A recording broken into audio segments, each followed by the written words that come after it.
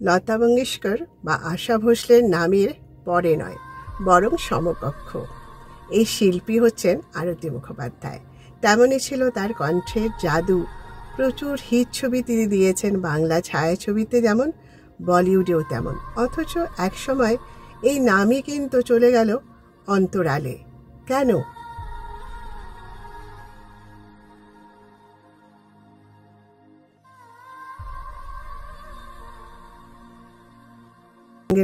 টলিপাড়াতে বন্ধুরা স্বাগত। সঙ্গে রয়েছে আমি নিবেদিতা।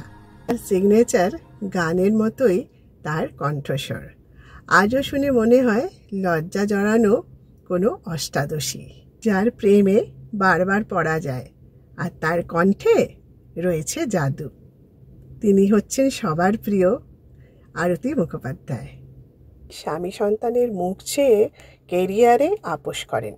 শিষ্য থেকে আজ অন্তরালে কিংবদন্তি। চিত্রা সেন থেকে তারকনাথের সন্ধ্যারায় খুব অল্প সময়ের মধ্যেই গান জনপ্রিয়তা লাভ করেছিল। পরের যুগে দেবশ্রী রায়, শতাব্দী রায়, মুনমুন, ইন্দ্রাণী সবার লিপেই কিন্তু আরতি মুখোপাধ্যায়ের গান আমরা শুনতে পাই। আরতি আজ বলেন, শুধু রাইমা সেনের লিপে একটা গান গাইতে চাই, তাহলে সুচিত্রা সেন, মুনমুন, রাইমা 3 প্রজন্মের লিপেই আমার গান গাওয়া সার্থক হবে। ঋত্বিক ঘটকের সুবর্ণরেখা ছবিতে কলাবতী রাগের বিস্তার গেয়ে তাক লাগিয়ে দেন আরতি। সেই গান শুনেই বম্বের তারা চাঁদ বারজাটিয়া বলেন, আরতিজি আপকো বম্বে জানা হি পড়েগা। প্রথম হিন্দি ছবিতে প্লেব্যাক, সওদাগর ছবিতে।